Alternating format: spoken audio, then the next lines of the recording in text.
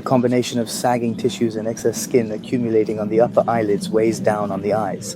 Below, there are some bags, a bit of dark circles, and some sagging of the cheeks. How did we proceed? I combined different techniques to open up her gaze with an endoscopic lift, lightening the skin above without overdoing it so as not to change her expression, because she has always had an elongated eye shape, using an upper blepharoplasty.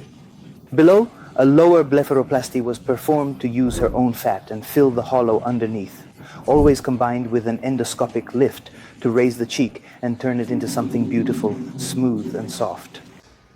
Won't you give me a smile? Oh, yes. You told me you're beautiful, but it's all thanks to you. No, I was just joking. It's all thanks to you, but I'm joking, of course. The overall transformation is important. From this to that, from a tired and aged look to a fresh and very youthful one, without it being noticeable that she was transformed, operated on, or touched.